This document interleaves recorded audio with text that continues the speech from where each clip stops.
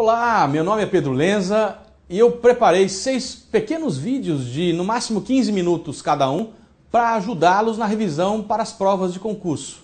Sorte, sucesso, estamos juntos e não desistam dos sonhos. Constitucionalismo. Esse tema vem também sendo denominado pela doutrina de neoconstitucionalismo e vamos observar que parece mais adequado aí para ser estudado. Vamos lembrar também que, de modo clássico, a doutrina divide em ramos do direito. De um lado, o direito público e do outro, o direito privado. Contudo, essa divisão dicotômica ela não se mostra mais adequada, até porque hoje se prefere falar num direito civil visto à luz da Constituição.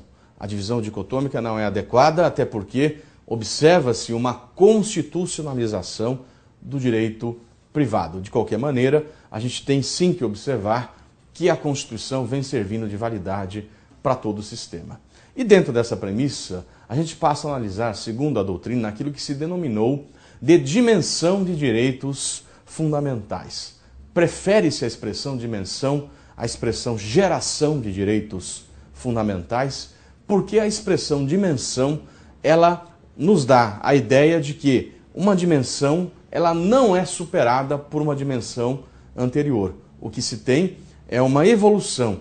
A gente fala aqui de maneira muito firme que não se pode falar num processo de uma evolução reacionária. É o princípio da proibição de uma evolução reacionária. Então, portanto, parece mais adequado sim falarmos em dimensão dos direitos fundamentais. A primeira dimensão, ela vai evidenciar os direitos de liberdades, as chamadas liberdades individuais.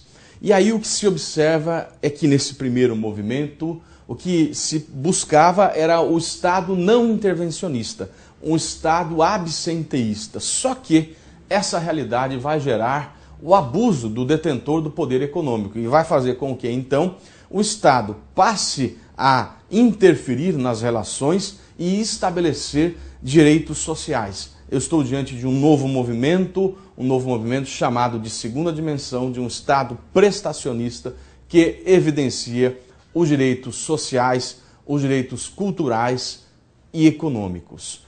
Como terceiro movimento, eu poderia observar os chamados direitos de solidariedade ou de fraternidade. A gente fala também em direito ao desenvolvimento, a um meio ambiente ecologicamente equilibrado, previsto de maneira expressa no artigo 225 da nossa Constituição, e chegamos naquilo que a doutrina identificou de quarta dimensão. Aqui eu vou observar os avanços da engenharia genética, colocando inclusive em risco a própria existência do ser humano. Vamos lembrar aqui a análise da pesquisa com células-tronco embrionárias que o Supremo analisou. Tema bastante interessante ligado à quarta dimensão. E o professor Paulo Bonavides, nesse contexto de quarta dimensão, prefere falar em direitos de democracia, de informação e de pluralismo. Essa seria a quarta dimensão para Paulo Bonavides. Finalmente, Paulo Bonavides resolve colocar o direito à paz numa dimensão autônoma e fala aqui em quinta dimensão. Lembrando que o direito à paz, segundo Karl Vasak, deve ser colocado como terceira dimensão. Pois bem, passamos então a analisar esse movimento chamado constitucionalismo, que busca aí evidenciar os direitos em uma contraposição ao Estado autoritário. O direito vai sendo evoluído, estou diante de uma conquista paulatina e chegamos no movimento atual de proteção aos direitos fundamentais. Observem que a doutrina passa a falar no novo constitucionalismo, num sentido de superar o positivismo puro. Por isso é que se prefere falar no movimento neoconstitucionalista ou pós-positivista. Porque o positivismo puro ele tem o risco de muitas vezes legalizar atrocidades, como foi o caso do AI-5 durante a ditadura brasileira. Teoricamente, agiam os militares, agia a ditadura nos termos do AI-5, nos termos da lei. É por isso que, então, no novo movimento, prefere-se que o direito ele esteja alocado com uma carga valorativa, com uma carga de ética e, portanto, a gente tem sim que ler o direito positivado à luz dos princípios, dos grandes preceitos de proteção ao ser humano. Nesse novo movimento, a Constituição é colocada no centro do sistema, ela tem uma força normativa, ela tem uma carga valorativa e ela vai irradiar os seus efeitos. Eu estou diante do neoconstitucionalismo, que tem como marco fundamental histórico o pós-guerra, que tem como marco filosófico a aproximação do direito com a ética e que tem como marco teórico a ideia de uma força normativa. A Constituição, portanto, tem sim força normativa. E passo então a analisar, nesse contexto, a ideia de soberania popular, de democracia. O artigo 1º, parágrafo único, diz que todo poder emana do povo, que o exerce diretamente ou por meio dos seus representantes eleitos. Por meio de seus representantes eleitos é aquilo que a gente chama de democracia representativa. Os representantes do povo são eleitos para, em nome do povo, pelo povo e para o povo, atuar. Essa é a democracia representativa. E, por outro lado, nesse sistema híbrido, o direito brasileiro adota também a figura da democracia direta, prevista no artigo 14 da Constituição, que diz que a soberania popular se implementa mediante plebiscito, referendo e iniciativa popular. Tema bastante importante para a prova, vamos distinguir plebiscito do referendo. Qual é a diferença? Ambos são formas de consulta ao povo. A diferença está no momento da consulta. O plebiscito é uma consulta prévia, enquanto que o referendo é uma consulta posterior. A distinção, portanto, é o momento da consulta. Plebiscito, consulta prévia, e referendo, consulta posterior. Quem é que autoriza referendo?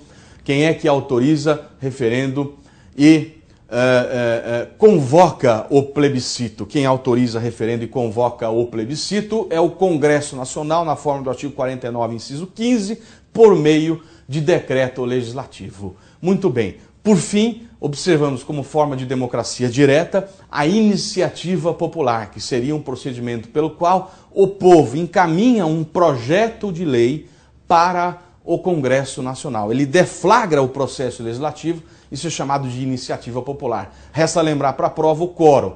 No tocante ao encaminhamento de lei federal, diz o artigo 61, parágrafo 1º da Constituição, que deve ser encaminhado esse projeto de lei subscrito por no mínimo 1% do eleitorado nacional, distribuído por pelo menos 5 estados e cada estado com não menos do que 0,3% dos eleitores daquele estado. Decore 1% do eleitorado nacional, distribuído por pelo menos 5 estados e em cada estado com não menos do que 0,3% dos eleitores daquele estado. Cuidado agora, porque no tocante à iniciativa popular municipal, o quórum é de 5%. 5%, iniciativa popular municipal. E passamos agora a estudar um outro tópico, que é o da Constituição, o seu conceito e a sua classificação.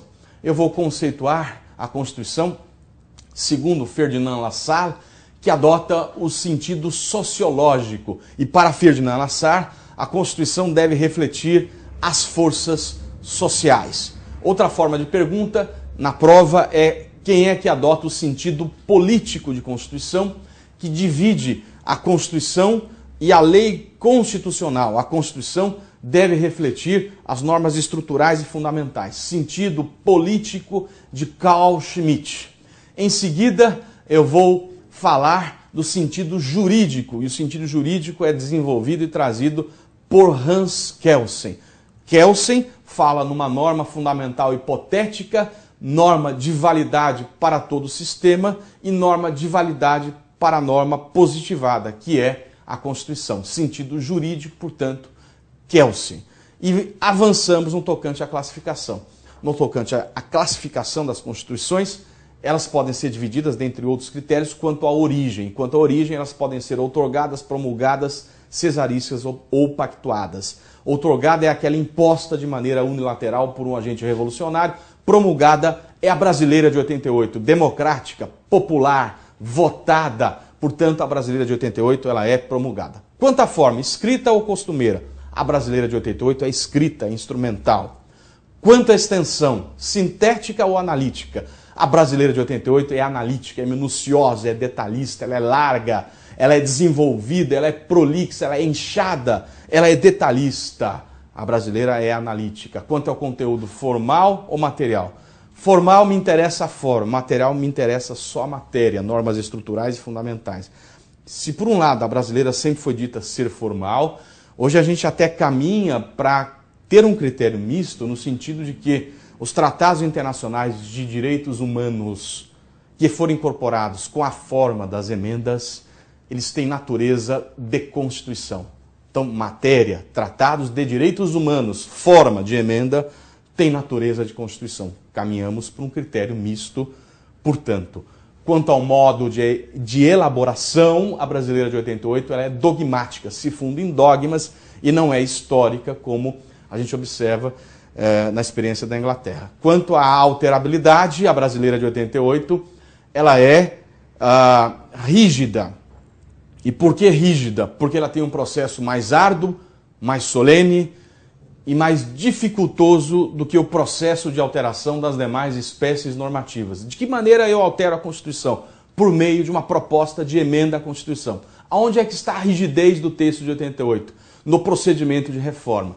Quanto à iniciativa, decorem, só os que estão no artigo 60, incisos 1, 2 e 3, podem alterar ou encaminhar o projeto de reforma. Quanto ao quórum, para aprovar 3/5 em cada casa e em 2 turnos, lembrando que lei ordinária e lei complementar é em um único turno de votação, lei ordinária maioria simples, lei complementar maioria absoluta. Quem é que promulga a emenda? Mesas da Câmara e do Senado com o seu respectivo número de ordem. E se a PEC for rejeitada, não pode ser reapresentada na mesma sessão legislativa. Então, portanto, a vedação do artigo 60, parágrafo 5º. Vamos lembrar outros elementos para caracterizar a rigidez do texto de 88. Limitações circunstanciais. A Constituição não pode ser alterada, não pode ser emendada na vigência de intervenção federal, estado de defesa, estado de sítio, decorem. Cláusulas pétreas, limitações materiais. Não será objeto de deliberação a proposta de emenda tendente a abolir. Decorem. Forma federativa de Estado, voto direto, secreto, universal e periódico. Lembrando que o voto obrigatório não é cláusula pétrea. Voto direto, secreto, universal e periódico. Separação de poderes e direitos e garantias individuais. Cláusulas pétreas, limites materiais. O texto de 88 não apresenta limitações temporais, isso é marca do texto da Constituição do Império. Existem limitações implícitas, como as próprias limitações expressas e a impossibilidade de você alterar o titular do poder constituinte originário e o titular do poder constituinte derivado reformador.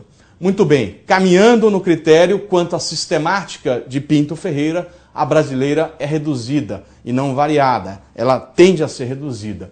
Quanto à dogmática, ela é eclética e não ortodoxa. Eclética e há todo um caráter compromissório das suas normas. Quanto à essência de Loewenstein, ela é normativa.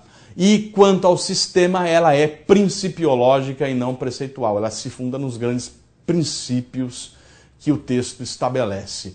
André Ramos Tavares diz que quanto ao critério ideológico, a brasileira seria social, Estado social de direito prestacionista. E segundo Raul Machado Horta, o nosso texto é expansivo e essa expansividade se dá em relação à análise do direito internacional e em relação ao seu conteúdo anatômico estrutural. Ela é expansiva porque ela estabelece diversos preceitos. Hermenêutica e estrutura da Constituição. Vamos começar a falar sobre hermenêutica, sobre interpretação. E aqui a doutrina faz uma distinção entre mutação constitucional e reforma constitucional. Qual seria então a distinção básica entre mutação e reforma? Mutação é uma alteração no sentido interpretativo da norma. A norma continua escrita de modo frio, o que acontece é uma releitura do seu sentido. Isso seria mutação, mudança no sentido interpretativo. Dou um exemplo até já ultrapassado, mas era um crime que dizia raptar mulher honesta para fins libidinosos diversos da conjunção carnal. O que o juiz na década de 40, quando isso foi escrito, lia? O conceito de mulher honesta. O réu dizia que a mulher não era honesta, era desonesta. E esse era o tipo penal. O que é mulher honesta? Percebam que a regra continua prevista, a sociedade, felizmente, evolui e o conceito de mulher honesta também evolui. Vejam que, então, o juiz, num momento mais moderno, tem que reler e rever o que é mulher honesta. Tanto é que essa expressão ela deixa de ter sentido e vem uma agora reforma e acaba com esse crime, porque não teria mais sentido falar de mulher honesta. Até porque mulher honesta, o que é mulher honesta? E homem honesto, já pensaram um homem honesto sendo raptado por uma mulher desonesta? Então realmente não tinha nenhum sentido e depois veio uma reforma. A reforma, por sua vez, então, é uma alteração física, uma alteração sensível, palpável, perceptível. Por exemplo, eu reformo o mandato do presidente que era de 5 anos para 4 anos. Eu reformo fisicamente. Essa é a distinção básica, portanto, entre mutação e reforma. E a nossa Suprema Corte vem revendo e vem analisando aí diversos assuntos para se verificar se houve ou não uma mutação, como é, por exemplo, o papel do Senado Federal no controle difuso. Houve ou não mutação? A matéria está pendente para análise do STF. Muito bem, em termos de hermenêutica, a doutrina de Peter Habeli chega a falar numa sociedade aberta dos intérpretes da Constituição. O que ele quer dizer com sociedade aberta dos intérpretes da Constituição? Peter Habeli quer dizer que existem intérpretes não somente técnicos, como também os intérpretes leigos. E aqui eu poderia pensar, por exemplo, a participação de amicus curiae, isso quer dizer do amigo da corte, quando ele ingressa numa questão no Supremo que discute em uma ADI, por exemplo, para pluralizar o debate. É esse o papel do amicus curiae. Ele busca a pluralização do debate. E eu posso lembrar, por exemplo, a discussão sobre a questão da união homossexual ou homoafetiva que o Supremo teve, de um lado, representantes da igreja como amicus curiae contra o reconhecimento e representantes de um grupo, de uma associação chamada Associação Arco-Íris, que representava os gays, as lésbicas, os bissexuais, os transexuais, os simpatizantes. Então, portanto, representantes de um lado e de outro, no sentido de se pluralizar o debate. Esse é um modelo interessante de uma sociedade aberta dos intérpretes da Constituição. Pois bem, e o que a gente poderia identificar dentro dessa ideia de interpretação, a ligação com a estrutura da Constituição? A nossa Constituição se divide basicamente em um preâmbulo, ela tem o corpo e tem o ADCT, o Ato das Disposições Constitucionais Transitórias. A grande questão a saber é se o preâmbulo pode ou não servir como parâmetro ou paradigma de confronto para o controle de constitucionalidade. E o que o Supremo interpreta é que o preâmbulo ele é norma não de parâmetro de controle, mas ele estabelece mecanismos para uma interpretação. Não pode, segundo o Supremo, ser parâmetro para controle. O preâmbulo ele não é uma norma de reprodução obrigatória e por isso que o Supremo disse que a expressão que os representantes do povo promulgam a Constituição sob a proteção de Deus não é norma de reprodução obrigatória. Por sua vez, o ADCT tem natureza de Constituição e serve como parâmetro ou paradigma de confronto. Muito bem, vou falar agora sobre o poder constituinte. A doutrina identifica tanto o poder constituinte originário, como o derivado, como o difuso e o supranacional. O que seria o poder constituinte originário? é o que cria uma nova Constituição. E ele pode ser, portanto, histórico, quando é a primeira do país, no exemplo brasileiro, a de 1824, como o originário pode ser revolucionário. Revolucionário porque ele rompe por completo com uma antiga ordem jurídica e instaura uma nova ordem jurídica. Todas as constituições que se seguiram pós a de 1824. Vale lembrar a de 1891, a de 1934, a de 1937, a de 46, a de 67, a emenda 1 de 69, segundo alguns, e me parece acertada essa posição, e a brasileira de 88, a Constituição Cidadã. Muito bem, quando digo que é um poder constituinte originário revolucionário, ele rompe por completo com a antiga ordem e instaura uma nova. Ele é, portanto, ilimitado juridicamente. Mas cuidado, que essa ilimitação não é total, não é absoluta. Essa ilimitação é jurídica, porque não tenho dúvida em afirmar, e essa é a tendência para as provas, que o poder constituinte originário deve respeitar os grandes princípios do bem comum, do direito natural, da moral e da razão. Preceitos, princípios esses fixados muitas vezes em tratados internacionais de proteção a direitos humanos. Então, nesse sentido, não me parece adequado que uma nova Constituição amplie as hipóteses de pena de morte. Eu estou diante de uma previsão, de uma proibição, de uma evolução reacionária. Portanto, coloco sim alguns limites à manifestação do próprio originário. E o que seria o derivado? O derivado, ele é derivado do próprio poder constituinte originário, por isso que o derivado é também denominado de poder constituído, instituído, secundário ou de segundo grau. Tudo dando a entender que o derivado, por ser derivado do originário, agora sim, ele é limitado juridicamente. O derivado é limitado juridicamente. Enquanto o poder constituinte derivado tem natureza jurídica, o originário é um poder de fato, um poder político, uma energia, uma força social. O poder constituinte originário tem, portanto, natureza pré-jurídica. Muito bem, o poder constituinte derivado se divide em derivado reformador, derivado decorrente e derivado revisor.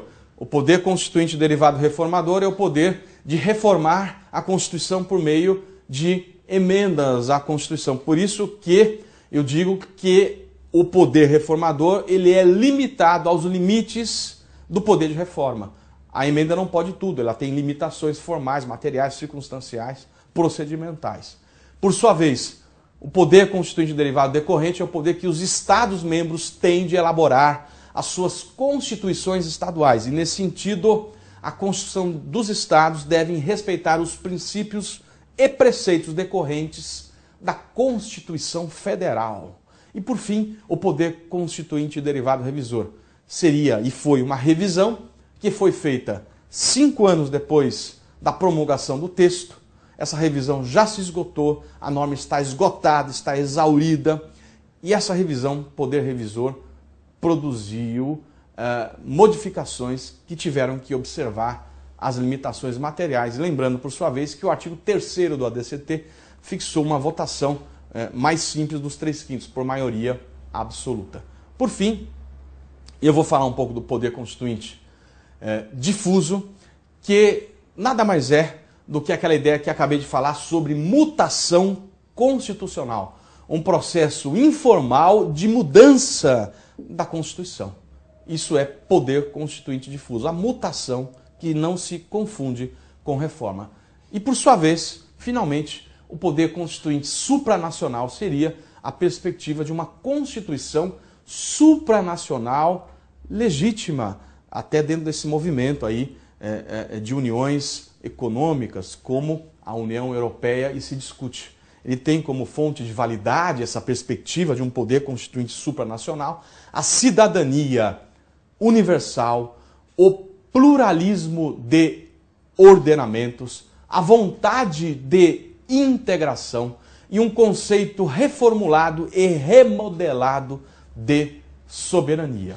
Observamos que dentro de uma ideia de nova Constituição e ordem jurídica anterior, surge um novo tema que é bastante importante, que seria o impacto de uma nova Constituição sobre o ordenamento jurídico que já existe. E por isso eu tenho que ver rapidamente a ideia de recepção, de repristinação, de desconstitucionalização e de recepção material de normas constitucionais. O que é recepção? Seria todo o ordenamento anterior, normativo, que é recepcionado pelo novo ordenamento, desde que haja uma compatibilidade. Então, uma lei, para ser recebida pelo novo ordenamento, essa lei tem que estar no ordenamento anterior, ela tem que ter compatibilidade, cuidado, meramente material com o novo ordenamento. Isso justifica porque o Código Tributário, lei ordinária, foi recepcionado como lei complementar e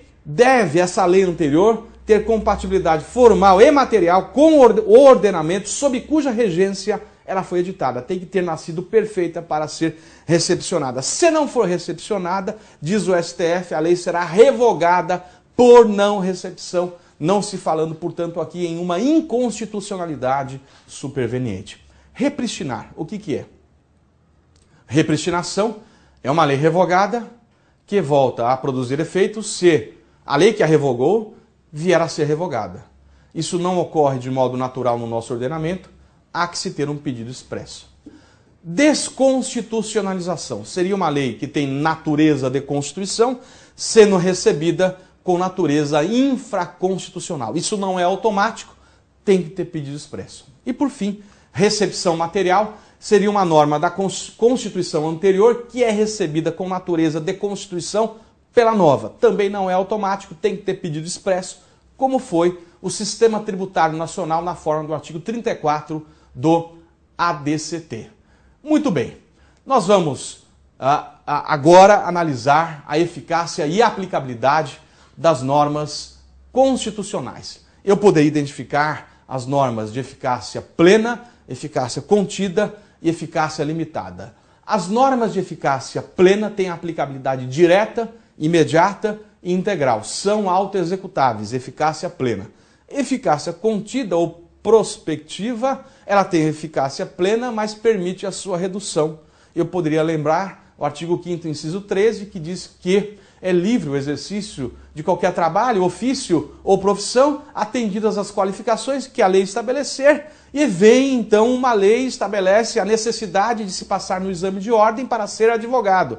E o Supremo Tribunal Federal reconhece como constitucional a Lei 8.906, que estabelece o exame de ordem. É norma de eficácia contida, o artigo 5º, inciso 13. Por sua vez, as normas de eficácia limitada, elas podem ser normas de princípio institutivo, quando instituem órgãos, ou de princípio programático, quando estabelecem programas, metas como a educação para todos, a saúde para todos. A norma de eficácia limitada depende de lei para sua implementação, mas está errado dizer que a norma de eficácia limitada não tem nenhuma eficácia. Ela tem um mínimo de eficácia, que é limitar, por exemplo, o legislador aos seus vetores. Ainda falo em norma de eficácia exaurida e aplicabilidade esgotada, que seriam, por exemplo, as normas do ADCT, que se manifestam e se exaurem, eficácia exaurida e aplicabilidade esgotada. Por fim, o artigo 5º, parágrafo 1º, diz que as normas definidoras dos direitos e garantias fundamentais têm aplicação imediata. 5º, parágrafo 1º,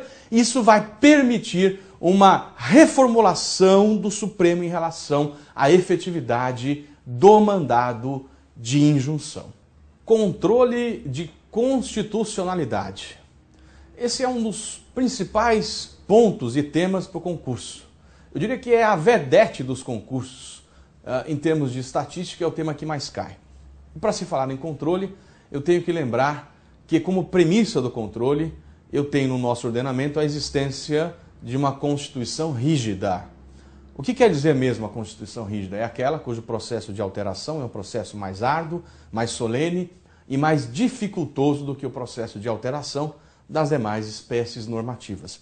Essa é a premissa para se falar no controle de constitucionalidade, se estabelecendo aqui uma verdadeira hierarquia entre os atos normativos. Muito bem, além da existência de uma Constituição rígida, eu vou lembrar também a existência de um órgão que é quem define e é quem diz o que é constitucional. Esse órgão que define e diz de modo definitivo no Brasil é o STF.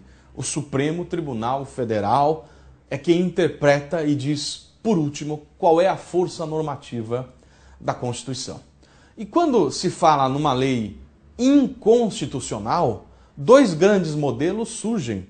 De um lado, o sistema austríaco de Kelsen, que trata da teoria da anulabilidade. E do outro, o sistema norte-americano de Marshall, que trata da teoria da nulidade. A regra que o direito brasileiro adota é o sistema norte-americano de Marshall, da teoria da nulidade, que vai influenciar o direito brasileiro e vai, trazido por Rui Barbosa, criar aqui pela primeira vez o sistema de controle difuso no texto de 1891. Vejam que dizer que uma lei é inconstitucional, ela é um ato nulo, significa que a lei inconstitucional, que é um ato nulo, é um ato que a gente poderia chamar de inválido. Inválido no sentido de que ele existe, mas não tem validade, portanto, não tem eficácia. Ele é inválido, ele é um ato nulo, ele é um ato írrito, ele é um ato destituído de eficácia. Então, portanto, essa é a regra.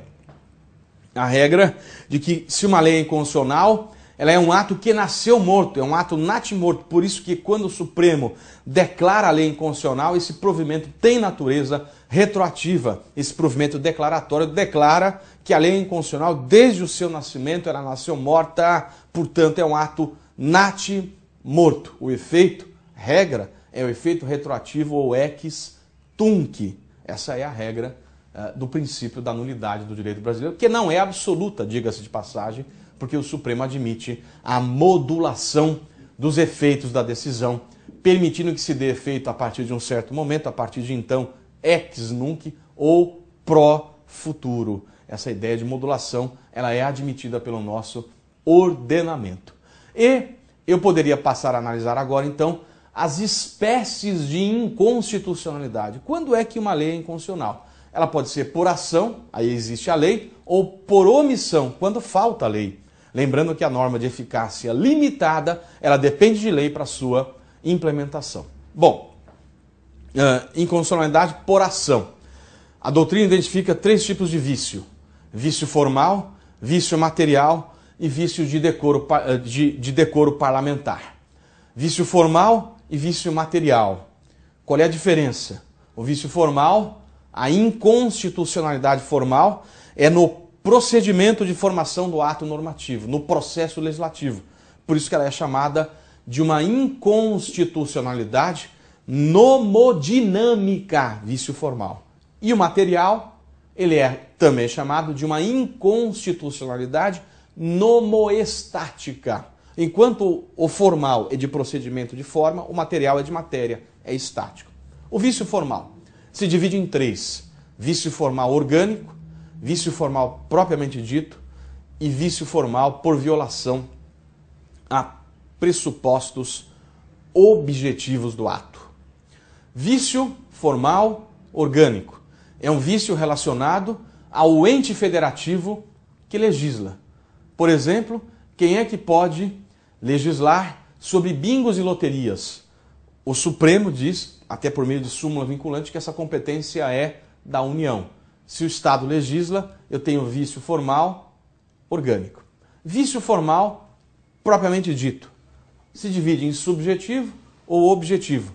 Subjetivo é o vício que está relacionado à fase de iniciativa. Por exemplo, existem projetos de iniciativa reservada do presidente. Se um deputado encaminha um projeto que é de iniciativa reservada do presidente, como, por exemplo, fixar ou modificar os efetivos das Forças Armadas, esse projeto tem vício formal subjetivo. Lembrando que a sanção presidencial não convalida o vício de iniciativa. E o vício formal objetivo é um vício nas demais fases que não na fase de iniciativa. Por exemplo, um projeto de lei complementar sendo aprovado por maioria simples. Tem vício formal objetivo porque ele deveria ter sido aprovado por maioria absoluta. Por fim, o vício formal por violação aos pressupostos objetivos. E aqui eu vou lembrar o grande tema da criação de municípios. Eu poderia pensar aqui que o município tem que ser criado por lei estadual, de fato, mas desde que observados os pressupostos objetivos. Quais sejam? Artigo 18, parágrafo 4º, uma lei complementar federal que estabelece o procedimento, o plebiscito e um estudo de viabilidade. Se o município é criado sem observar esses pressupostos objetivos, eu tenho um vício formal por violação a pressuposto objetivo. Vício formal. Agora o vício material é vício de conteúdo, é vício de matéria. O vício material é um vício quando não me interessa a forma, mas a violação a um preceito, a um princípio, a violação à isonomia, a violação, por exemplo, em relação à isonomia entre homens e mulheres. Vício formal, desculpem, vício material. Um vício de matéria, um vício de conteúdo. E por fim, o vício de decoro parlamentar. Um tema que lançamos, que o CESP adotou em suas provas, felizmente, e é quando existe um abuso ou uma prerrogativa de uma vantagem, ou a percepção de uma vantagem indevida pelo parlamentar. Esse vício de decoro eu cheguei a discutir e dar como exemplo a questão relacionada ao mensalão. Um deputado, um senador que aprova um projeto porque recebe propina. Chamei isso de vício de decoro parlamentar e, como disse, já caiu na prova de servidor do STF, feita pelo CESP, UNB. Realmente foi uma grande vitória aí, nossa, ao conquistar realmente essa perspectiva do vício de decoro parlamentar. Muito bem, agora eu vou falar dos momentos de controle. E para falar de momentos de controle, eu posso pensar no controle prévio preventivo e no controle posterior ou repressivo. Controle prévio ou preventivo é sobre o projeto de lei. Esse é controle prévio ou preventivo. Já o controle posterior ou repressivo já é sobre a lei. Eu foco no controle posterior ou repressivo, e o controle posterior ou repressivo no Brasil se dá pelo controle difuso ou pelo controle concentrado. Eu tenho que dizer, portanto, que o nosso sistema de controle ele é jurisdicional misto, porque se dá tanto pela via difusa como pela via concentrada. Controle difuso. Eu parto do famoso caso Marbury versus Madison, julgado em 1808 pelo juiz Marshall, no qual ele disse que, havendo conflito entre a aplicação de uma lei e da Constituição, prevalece a Constituição. O que é o controle difuso? É quando uma lei, de modo incidental, ela viola a Constituição. Por exemplo, um bacharel em Direito impetra um mandado de segurança pedindo que não tenha que fazer a prova para ser advogado. Por quê? Controle difuso, de modo incidental, a lei que obriga é inconstitucional. É controle de modo incidental. Muito bem. Controle difuso, no tribunal, ele é analisado pelo órgão especial ou pelo pleno. Essa declaração de inconstitucionalidade no tribunal, muito cuidado agora, ela é declarada de modo incidental, e quem analisa isso quando estivermos no tribunal é o órgão especial ou o pleno.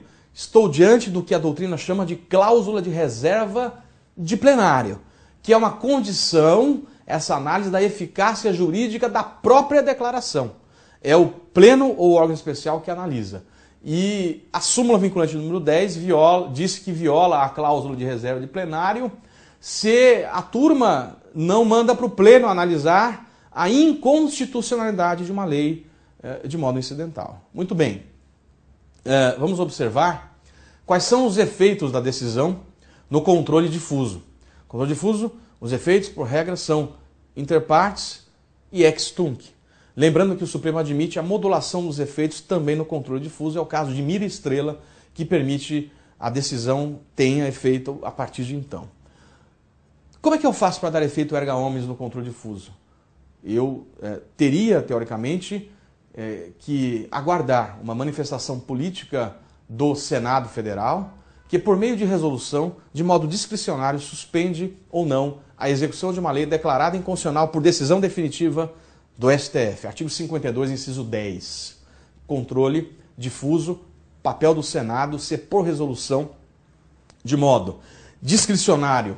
Ele suspende a execução da lei, os efeitos passam a ser erga omnes e, por regra, a partir de então, ex nunc. O que eu lembro é que hoje se discute que apesar dessa previsão do Senado Federal, se o artigo 52(10) tenha ou não tido uma mutação.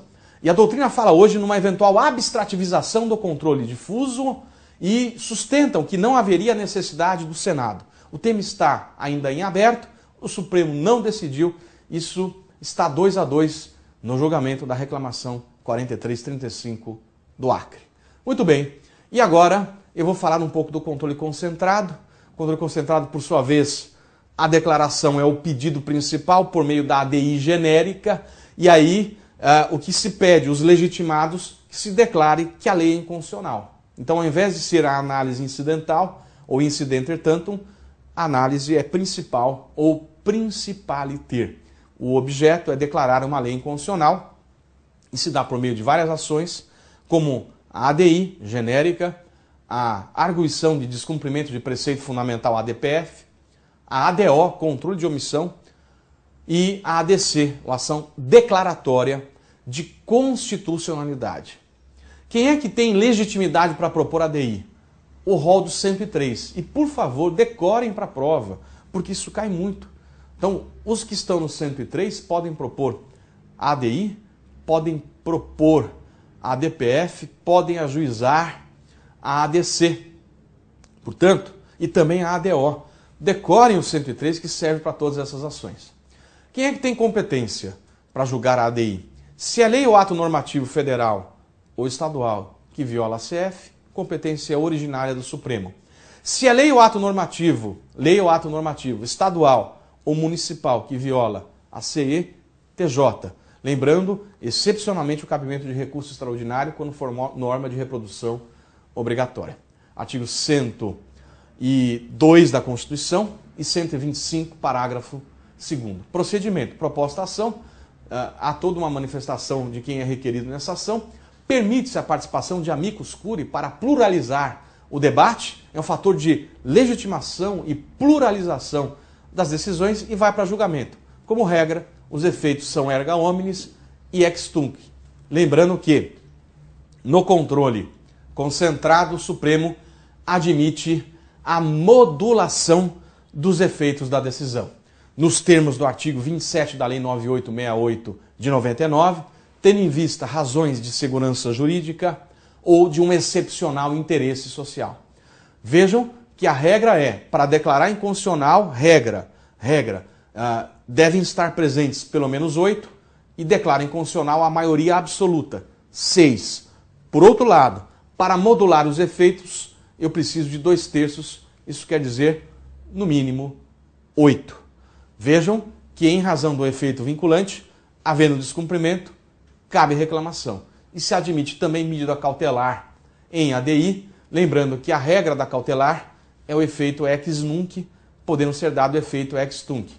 Dada a cautelar, o deferimento da cautelar traz consequências de vincular, mas o indeferimento de cautelar não vincula os juízes que podem decidir de modo diverso. Divisão espacial do poder, organização do Estado. Vamos desenvolver um pouco o tópico da federação.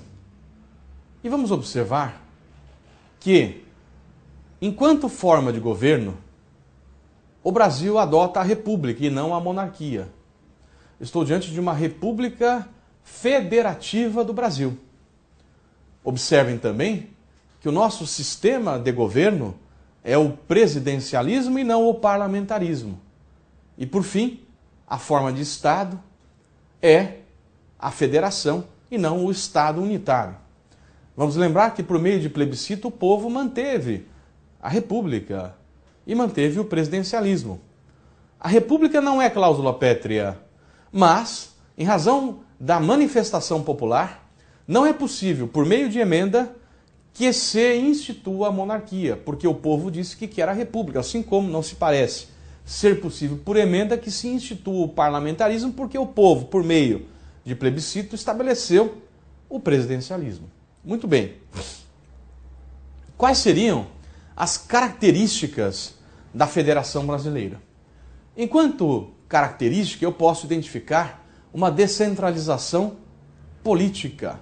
Vamos lembrar também a existência de uma Constituição rígida que define quem é que tem a atribuição e do quê.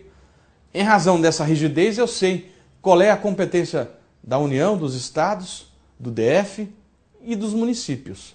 Eu vou falar também na inexistência do direito de secessão. A Federação Brasileira, ela não admite o direito de separação. Aliás, eu poderia identificar que o princípio da indissolubilidade do vínculo federativo é cláusula pétrea. Artigo 60, parágrafo 4º, inciso 1. Vamos lembrar também que existe um órgão que representa os Estados-membros na federação, que é o Senado Federal. Observem que os municípios não têm representação, mas apesar disso a doutrina identifica assim como um ente federativo. Vejam que, combinando o artigo 18 e o artigo 1º, a República Federativa do Brasil é formada pela União Federal, pelos Estados-membros, pelo Distrito Federal e pelos municípios, muito embora não tenham eles representação no Pacto Federativo. E existe um guardião da Constituição, que é o STF, para solucionar eventuais conflitos. E quais seriam os fundamentos da República? Isso cai muito em prova. E decorem o artigo 1º, a soberania, a cidadania, a dignidade da pessoa humana, um importante fundamento que serviu para o reconhecimento da união homossexual ou homoafetiva, os valores sociais do trabalho e da livre iniciativa e o pluralismo político. Esses, os fundamentos. O Brasil se estrutura sobre fundamentos e tem agora metas, objetivos fundamentais, que estão no artigo 3º, e decorem. 3º, inciso 1, construir uma sociedade livre, justa e solidária. 3º, inciso 2, garantir o desenvolvimento nacional. 3, erradicar a pobreza e a marginalização e reduzir as desigualdades sociais e regionais. E 3º, inciso 4, é o objetivo da nossa República, promover o bem de todos sem qualquer preconceito de origem, raça, sexo, cor, idade e qualquer outro tipo de discriminação. Esse mais um elemento para admitir a união homossexual ou homoafetiva. E qual seria o idioma oficial da República Federativa do Brasil? A língua portuguesa, artigo 13, caput, lembrando o quê? Que as comunidades indígenas, além desse idioma oficial, elas podem também utilizar os seus meios próprios de aprendizagem e as suas línguas maternas. Também, isso quer dizer que o 210, parágrafo 2º, mantém o idioma oficial, a língua portuguesa, em relação às comunidades indígenas. E também, quais seriam os símbolos da nossa República Federativa do Brasil? O artigo 13 diz que são símbolos da República Federativa do Brasil a bandeira, o hino, as armas e selo nacionais. Muito bem. Passo a analisar agora a competência desses entes federativos, a competência legislativa. A União tem competência privativa prevista no artigo 22. Decorem todos os incisos do 22, cai muito em prova. E como pergunta, resta saber se as matérias do 22, elas podem ou não ser delegadas. E o 22, parágrafo único, diz que a União pode autorizar os estados a legislarem sobre questões específicas do 22. Isso tem que ser por meio de lei complementar. Então, matérias do 22 podem ser delegadas aos estados e ao DF por meio de lei complementar e sobre questões específicas. E também eu poderia falar numa competência concorrente, as matérias do 24, na qual, ou em relação às quais, a União legisla sobre normas gerais e os estados sobre normas específicas. Decorem as matérias do 24. Muito bem. Estados-membros legislam sobre o quê? A competência legislativa expressa do 25 caput elaboram as suas constituições estaduais. Uma competência residual do 25 parágrafo 1º, isso quer dizer, legislam sobre tudo aquilo que não está proibido. E a competência concorrente do 24, que a gente poderia chamar de competência suplementar suplementar, complementar ou suplementar supletiva. Nas matérias do 24, a União faz normas gerais e os estados fazem normas específicas, suplementar, complementar. E se a União não legisla, o Estado legisla de modo pleno. E aí, o Estado faz a norma geral e a norma específica. E o que acontece na superveniência de lei federal sobre normas gerais? A norma geral federal, ela suspende a eficácia da lei estadual geral no que for contrário. Cuidado, suspende a eficácia e não revoga. Se não for contrário, convivem as duas. Competência concorrente do 24. Muito bem. E os municípios? Legislam sobre as matérias do artigo 30. Além da sua lei orgânica, que é votada por 2/3 em 2 turnos, com exercício mínimo de 10 dias, lei orgânica de município, além da lei orgânica, eles legislam sobre matéria de interesse local. Artigo 30, inciso 1. Interesse local que deve ser interpretado pela Suprema Corte. E, por fim, resta analisar a posição dos territórios. Os territórios não são entes federativos autônomos. Foram extintos em 88, mas podem ser criados. Mas, se criados, não terão autonomia federativa. Os territórios serão uma extensão da União, uma longa manus da União, não terão autonomia federativa. Analiso agora o tema da separação de poderes.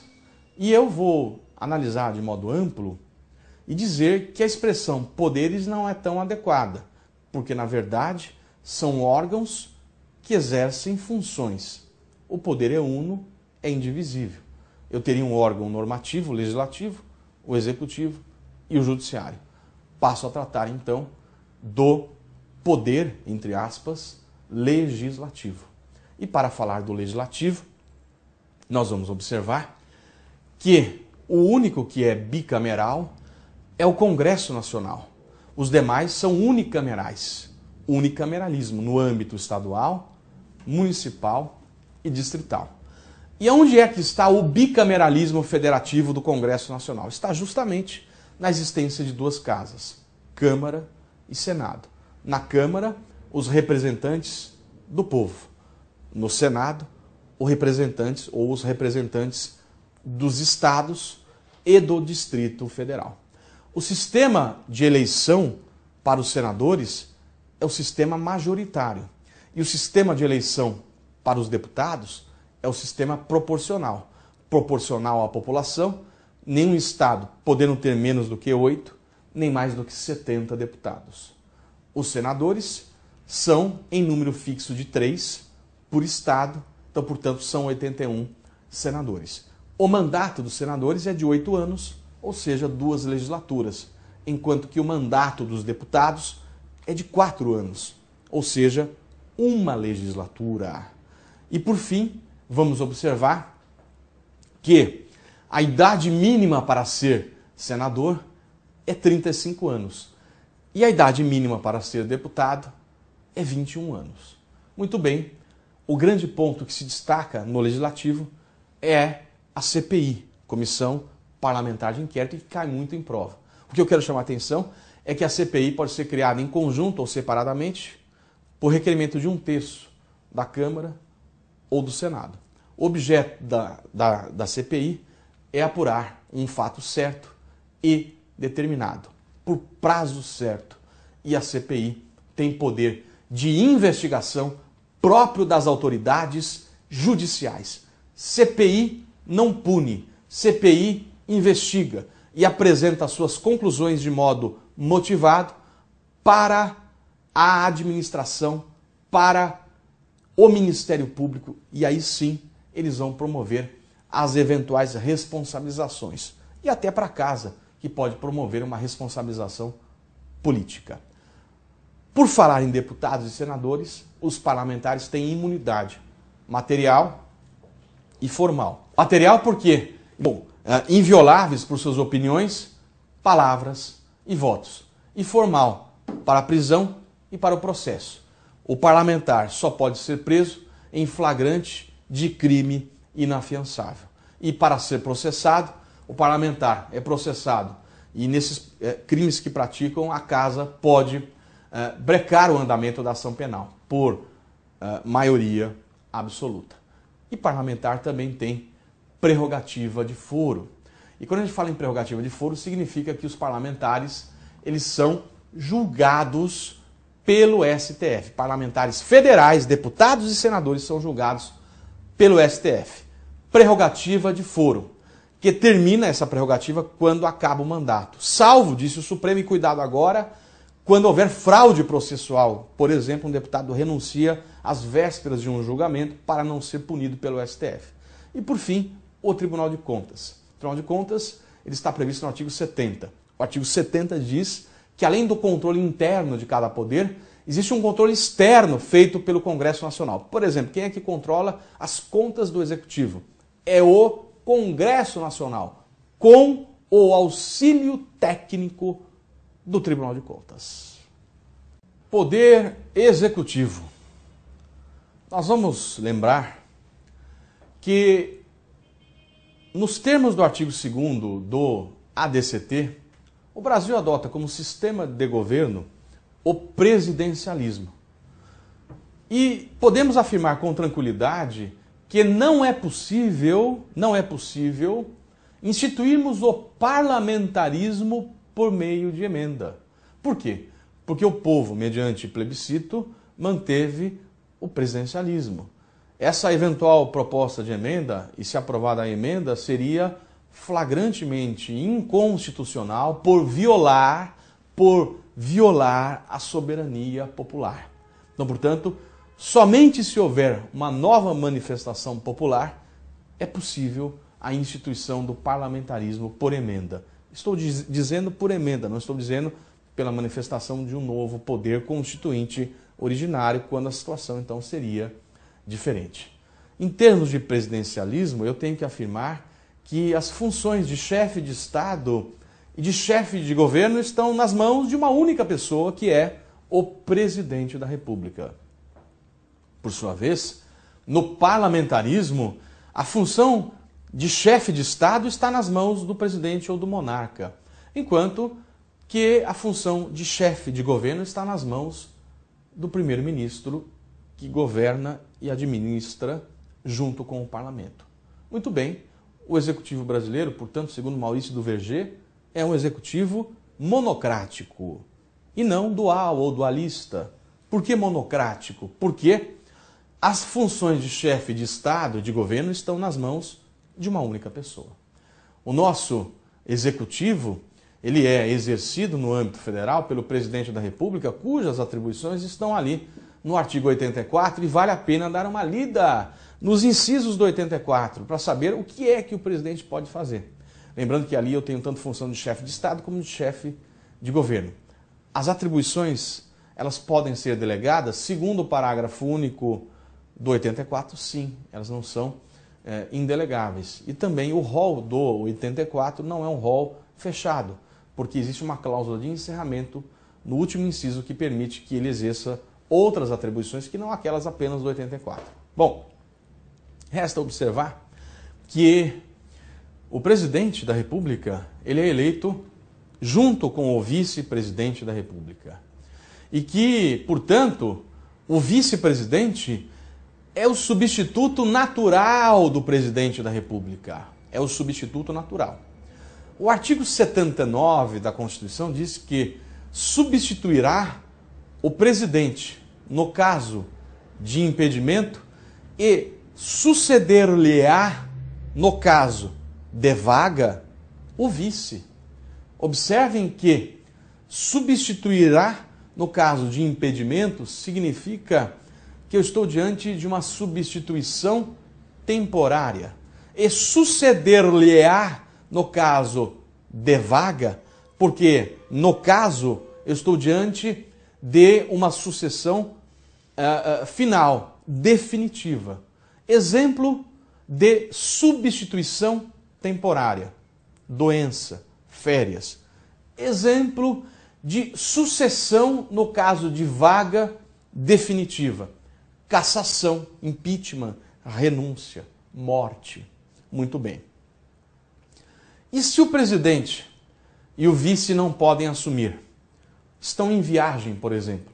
Nesse caso, o artigo 80 diz que no caso de impedimento do presidente e do vice, serão chamados, respectivamente, decorem que cara aprova isso, o presidente da Câmara, do Senado e do STF. Quando assumem presidente da Câmara, do Senado ou do STF, eles assumem como se fossem o presidente e realizam todas as matérias do 84, como, por exemplo, sancionar uma lei. Curiosamente, a lei que criou a TV Justiça foi sancionada pelo ministro Marco Aurélio do STF quando exercia ali a função de presidente. Vejam que, imaginem uma situação em que o vice não possa assumir, nem o presidente. Imagine uma tragédia, morte do presidente e do vice. O cargo é declarado vago. E aí alguém tem que substituir quem? O presidente da Câmara, do Senado ou do Supremo. Só que essa substituição não é para sempre. Durante esse período vão ser feitas novas eleições.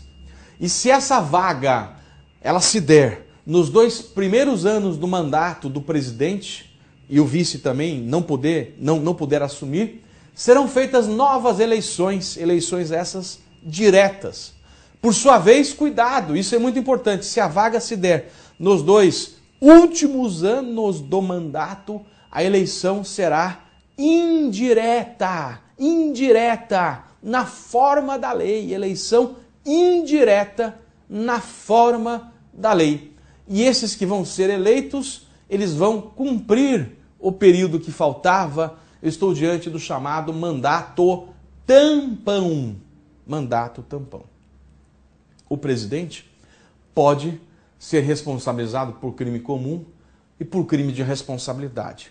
Nos 2 casos, existe um tribunal de pronúncia, que é a Câmara dos Deputados, que autoriza o processo por crime comum e por crime de responsabilidade por 2/3 de seus membros. Autorizado, o presidente é julgado por crime comum pelo STF. O STF é o Tribunal de Julgamento do Crime Comum.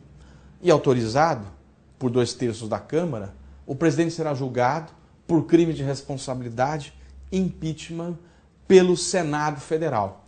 Quem preside esse processo é o presidente do STF.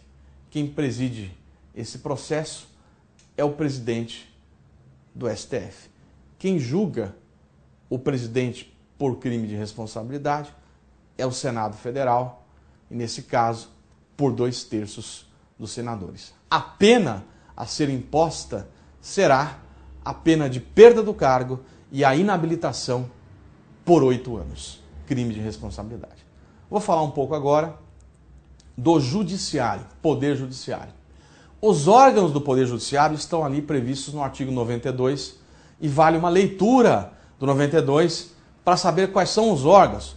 O STF, os tribunais superiores, tribunais estaduais de segunda instância, juízes de primeiro grau, esses são os órgãos. E a emenda 45 coloca ali também como órgão do Poder Judiciário o CNJ, que está em evidência. O tema é interessante e resta saber quantos integrantes tem o CNJ. São 15 integrantes. E desses integrantes existe um membro que é nato. E foi a emenda número 61 de 2009 que disse que o presidente do Supremo é membro nato do CNJ. Ele é o único que é membro nato, porque os outros serão indicados. Quem são os outros indicados? O STF indica um desembargador de TJ e um juiz estadual. O STJ indica 3. Um ministro do STJ, um juiz de TRF e um juiz federal. O TST indica 3. Um ministro do TST, um juiz de TRT e um juiz do trabalho. O PGR, Procurador-Geral da República, indica 2, um membro do Ministério Público da União e um membro do Ministério Público Estadual. O Conselho Federal da OAB indica 2, cuidado, 2 advogados. A Câmara indica um cidadão e o Senado indica um outro cidadão.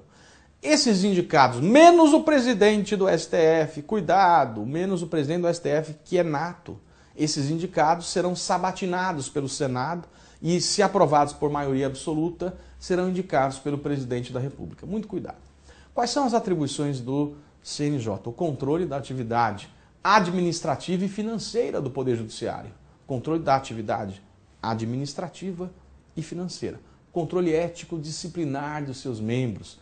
Controle dos deveres funcionais dos seus membros. Por isso, tenho que afirmar que o CNJ e também o CNMP, eles não exercem jurisdição. Cuidado, são órgãos administrativos. Muito bem, dentro do judiciário, quais são as garantias do judiciário? Eu tenho tanto garantias institucionais como garantias funcionais ou de órgãos.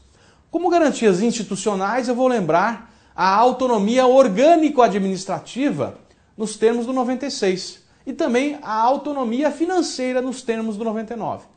Como garantia funcional e de independência, vou lembrar que os juízes têm as garantias da vitaliciedade após 2 anos, da inamovibilidade, salvo por interesse público, por maioria absoluta, quórum trazido pela emenda 45 do Tribunal ou do CNJ, e a irredutibilidade de subsídios. Por fim, as vedações previstas no artigo 95 no sentido de estabelecer uma imparcialidade. Por exemplo, o juiz não pode receber participação no processo. É óbvio. Isso garante a imparcialidade dos julgamentos. Chama a atenção do tema da regra do quinto constitucional, porque 1/5, ou seja, 20% das vagas do TJ, do TRF, do Tribunal do Trabalho, serão ocupados por membros da advocacia e do Ministério Público. Do Ministério Público com, diz o texto, mais de 10 anos de carreira e da advocacia com mais de 10 anos de efetiva atividade profissional, notório saber jurídico e reputação ilibada. O órgão de classe faz uma lista sêxtupla, indica para o tribunal que transforma a lista sêxtupla em lista tríplice, indica para o presidente da República, no caso de Tribunal Federal, ou para o governador, ou seja, por executivo de tribunal estadual, e o executivo escolhe um e nomeia. Então, participa o órgão de classe, lista sêxtupla, tribunal, lista tríplice, e executivo escolhe um e nomeia. Lembrando, TRF é o presidente da República, TJ é o governador e, cuidado agora, o Tribunal de Justiça do DF dos territórios é o presidente da República, porque quem organiza e mantém a justiça do DF é a União. Muito bem, lembrar a Justiça de Paz, prevista no 98.2, ela é remunerada, ela é composta por cidadãos eleitos pelo voto direto, universal e secreto, mandato de 4 anos, remunerada, e muito cuidado, a Justiça de Paz, muito embora integre sim o Poder Judiciário, a Justiça de Paz não exerce jurisdição, ela não tem caráter jurisdicional. Lembramos um tema muito importante, que é o tema da súmula vinculante, trazido pela emenda 45, que o Supremo pode editar de ofício ou por provocação, com quórum de 2/3, após reiteradas decisões sobre uma questão controvertida, e tem por objeto a validade, a interpretação e a eficácia de normas constitucionais e buscando evitar uma multiplicação de processos sobre uma questão idêntica. Súmula vinculante com quórum de 2/3, cuidado, tem efeito vinculante e, em razão de eventual descumprimento pelos órgãos do judiciário ou da administração, cabe reclamação. E no caso da administração, a lei diz que tem que se esgotar as vias administrativas. Para falar agora sobre funções essenciais, lembro o Ministério Público, lembro também a advocacia pública e privada. O Ministério Público, segundo o artigo 128, se divide em Ministério Público da União, que é composto, aí decorem, por favor, MPF, MPT, MPM e MP do DF dos territórios e o MP estadual. O Ministério Público junto ao Tribunal de Contas é um Ministério Público especial que não pode ser relacionado ou aproveitado membros do MP da União ou estadual. É um MP autônomo, tem autonomia própria, tem estrutura própria, o MP perante o Tribunal de Contas. E um concurso próprio, cuidado, trata-se de Ministério Público Especial. E a advocacia privada e pública, a advocacia privada nos termos do Estatuto da Advocacia, que o Supremo reconhece ser constitucional o exame de ordem, e a advocacia pública, por meio dos advogados públicos, a AGU, a Procuradoria-Geral do Estado, de municípios, e a Defensoria Pública, para cumprir o papel do serviço de uma assistência jurídica integral e gratuita. A Defensoria Pública também, cujo ingresso se dá por concurso público. Defesa do Estado e das instituições democráticas. A doutrina fala num sistema constitucional das crises, que seriam o conjunto daquelas normas da Constituição que, ordenadas à luz do princípio da necessidade e da temporariedade, buscam o restabelecimento da normalidade. Eu vou chamar a atenção que dentro do sistema constitucional das crises há um princípio, existem dois princípios muito importantes para serem observados. Fala-se aqui em necessidade e temporariedade. Isso quer dizer, a situação de crise ela só pode ser deflagrada se houver necessidade, sob pena de eu estar diante de um arbítrio e de um verdadeiro golpe de Estado. E de temporariedade. Isso quer dizer, a decretação de um estado de defesa ou de um estado de sítio, por exemplo, não pode ser por prazo indeterminado. Vigora o princípio da temporariedade, sob pena de se instalar uma ditadura. Então, portanto, princípios da necessidade e da temporariedade. Falo agora do estado de defesa e do estado de sítio e observo que quem decreta o estado de defesa e o estado de sítio é o presidente da República, ouvido os órgãos superiores da República, os órgãos superiores de consulta do presidente da República, que é o Conselho da República e o Conselho de Defesa Nacional. Lembrando que o parecer desses conselhos é meramente opinativo. Quem decreta é o presidente da República. O estado de defesa é para situações de crise em local restrito e determinado, estado de defesa, ou em razão de calamidade de grandes proporções na natureza. E o estado de sítio é quando a comoção grave for de repercussão nacional, o estado de sítio, ou a medida tomada durante o estado de defesa for ineficaz. Com isso, eu tenho que concluir que a hipótese ou as hipóteses de estado de sítio são de maior gravidade do que as de estado de defesa. Ou também estado de sítio no caso de declaração de guerra ou resposta à agressão armada estrangeira. Bom, Forças Armadas. Segundo o artigo 142, as Forças Armadas são constituídas pela Marinha, pelo Exército e pela Aeronáutica. Elas são instituições nacionais, permanentes e regulares. Permanentes e regulares, mesmo em tempo de paz. Organizadas essas instituições com base na hierarquia e na disciplina. E tem como autoridade suprema o presidente da República.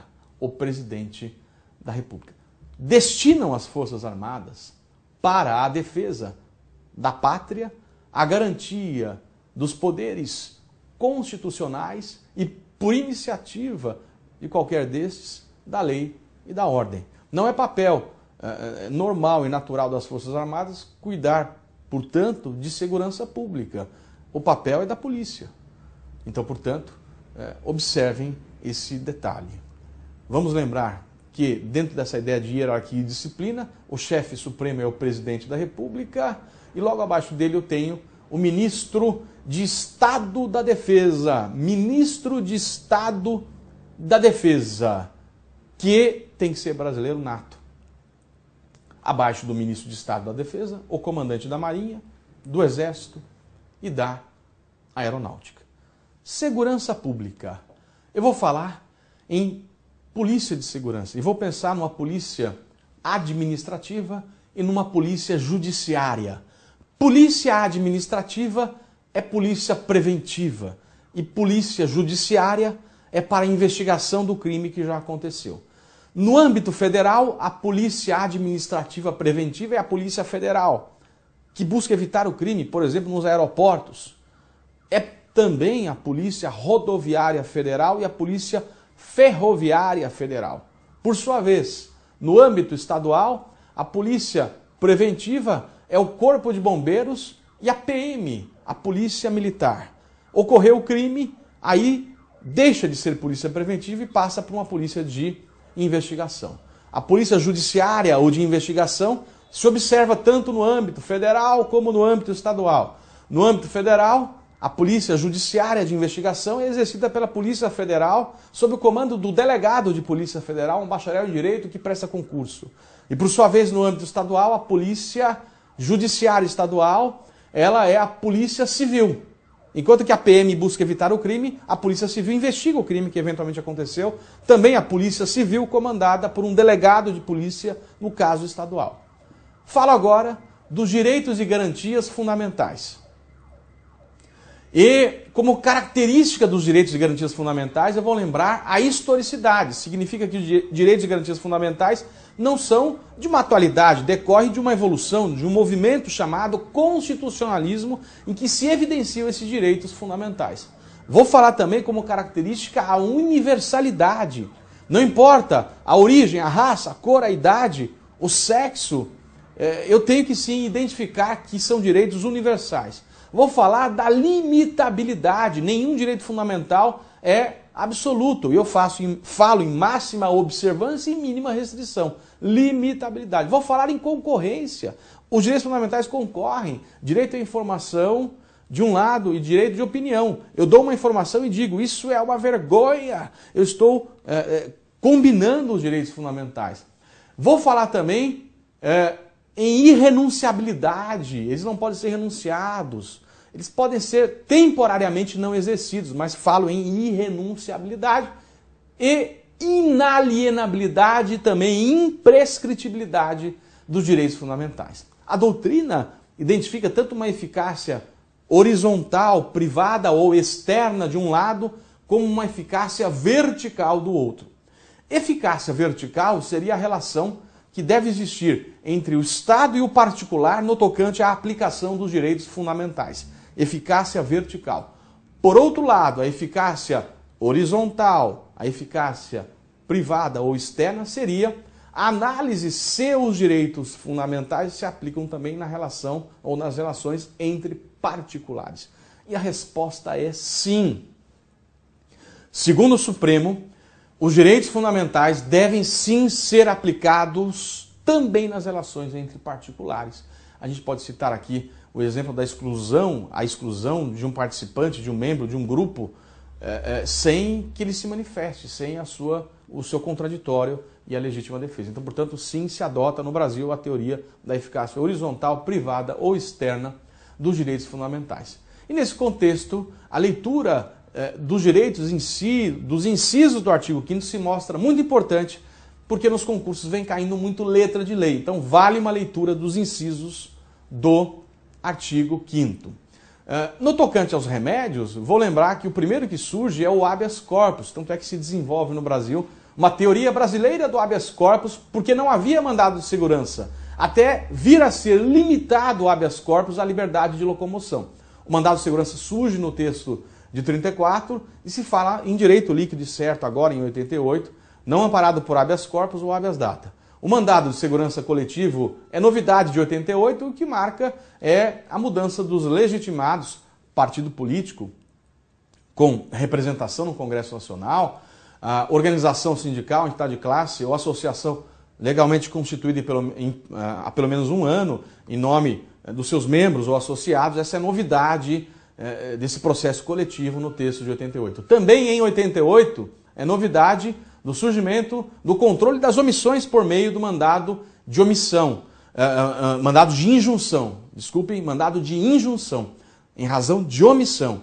E vamos observar que o Supremo vem ou está adotando a posição concretista em relação ao mandado de injunção.